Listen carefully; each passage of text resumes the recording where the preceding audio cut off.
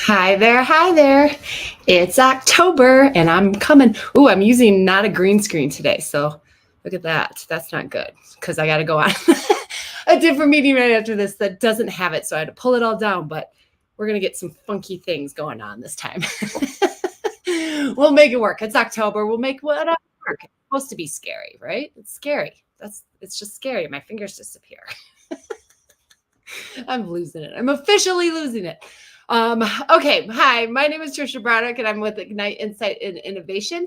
And today I'm going live about travel because that's partially the reason I'm losing it is because I'm packing and getting everything ready because I leave tomorrow for a solo trip over to Amsterdam. I am going to speak at the Global Scrum Gathering. And then my best friend, since I was 10 years old, is flying over and we are headed to Greece afterwards. So I'm super excited and I'm a little frantic right now, a little trying to get everything squared away and set. But I know I normally do these lives on Friday, but I'll be on a plane. So we're doing it Thursday instead. I don't know if anybody will be on with me, but we'll see.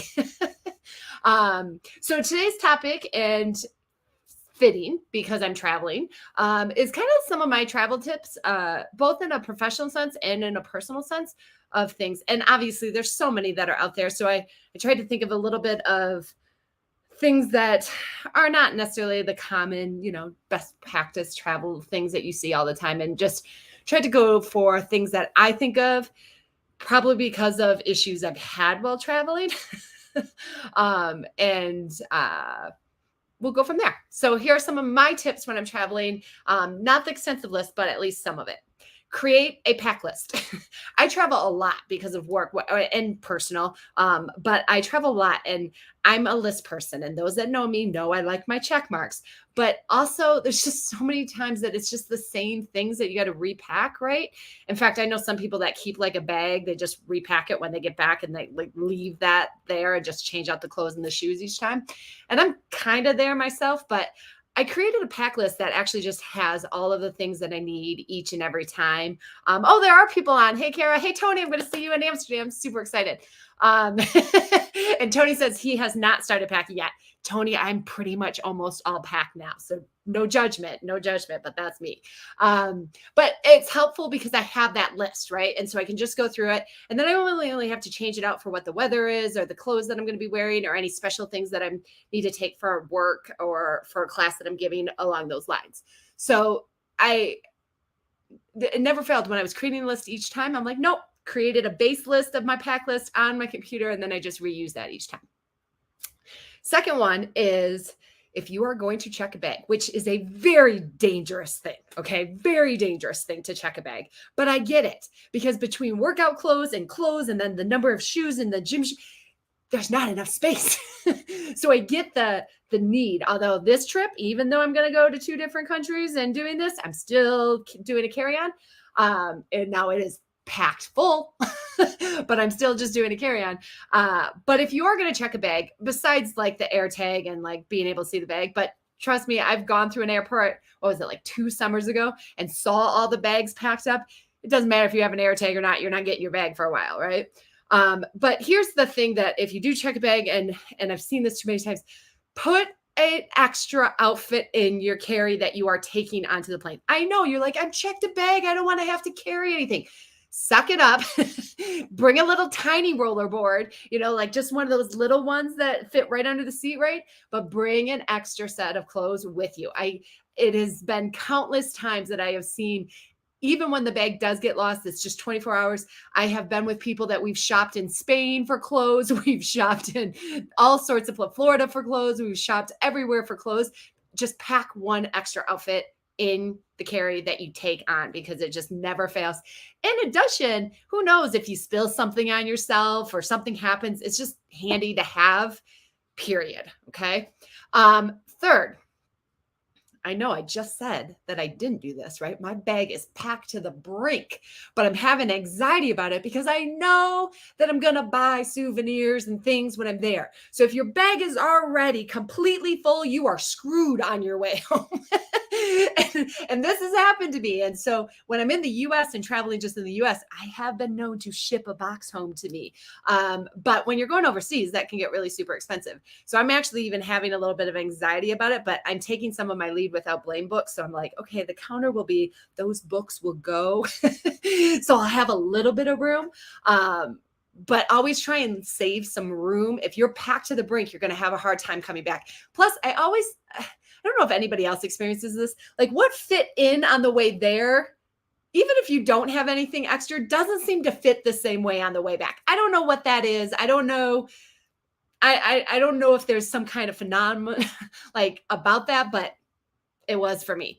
And it happens all the time. So I try to make sure I have a little bit of space, a little bit of breathing room that I'm going to be able. Worst case scenario, if you can't ship the box back and it doesn't fit, I have also been known, and I feel very lucky and privileged enough that I could financially afford it. I have bought an extra bag and checked the bag on the way home. Don't judge me. There was a lot of souvenirs. Which leads into a like maybe 3-part B, like tip B.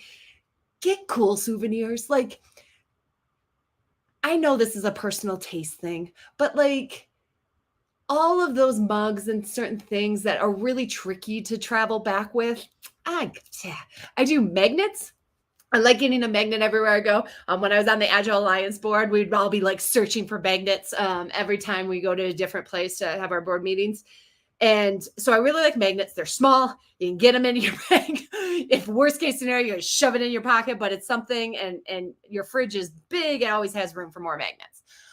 That's one of my favorite. The other one that's a little bit more tricky to travel with, but I really, really like it, is finding like an old school map of the area that you are in and traveling. My husband and I started doing this when we got married in Barbados. We got an old school map of Barbados. And so every time we've traveled to or lived in a different place, we always try and get like an old school looking map. And I take that as my souvenirs.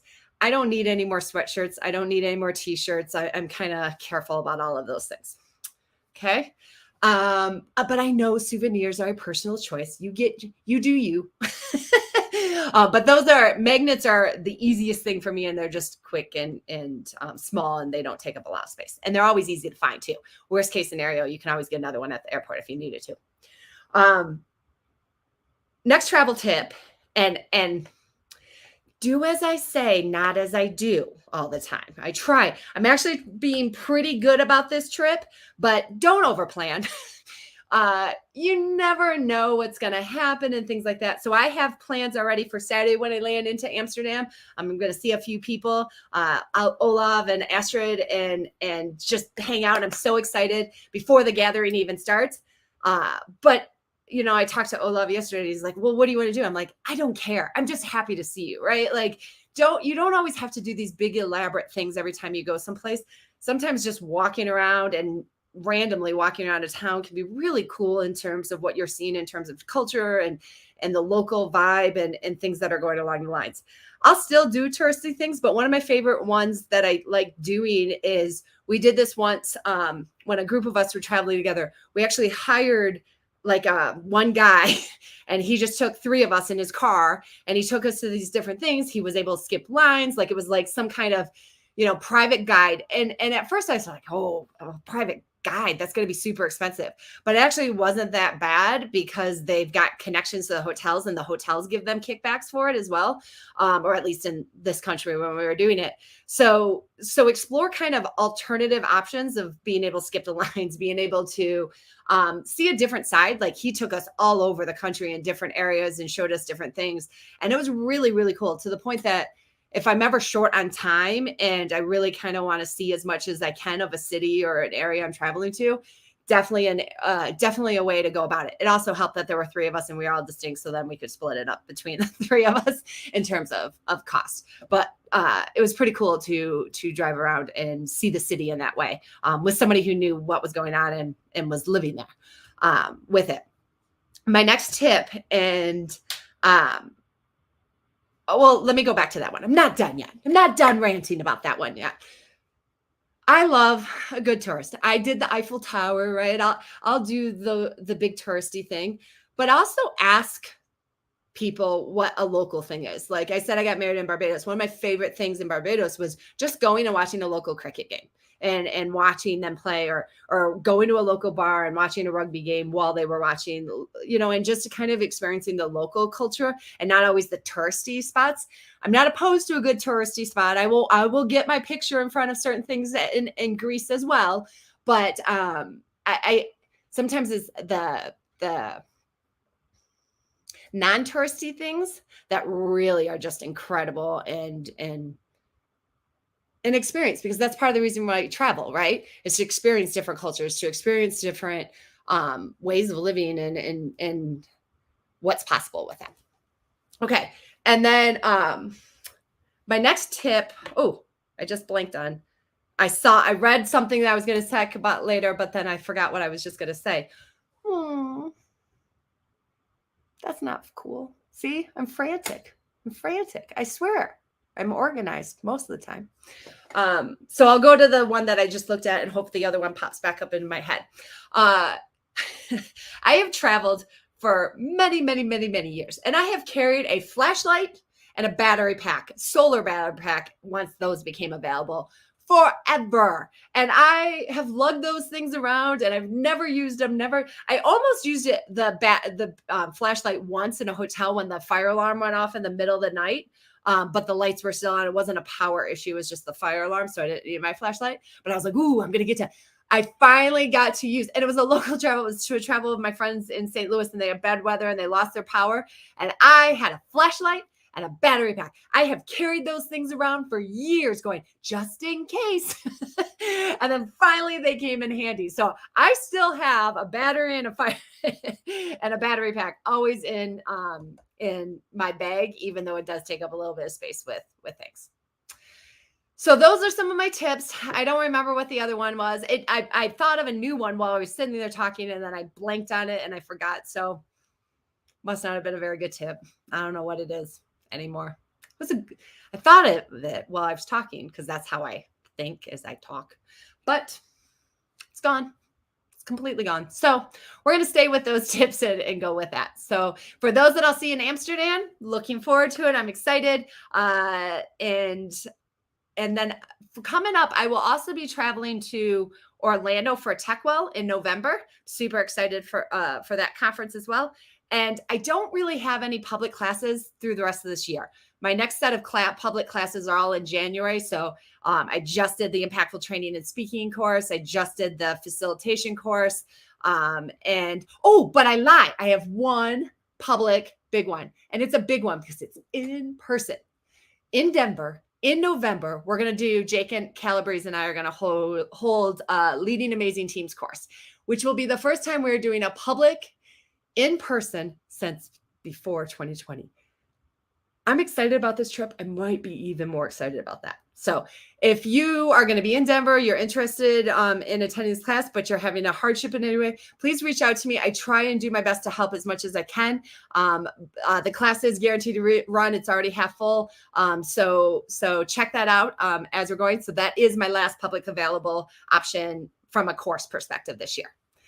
Otherwise, I don't have a date for when I'm doing the next live. I think it's going to be the first Friday, but I think I might be traveling again, but we'll see. But if not, it'll be the first Friday of November again. Till next time.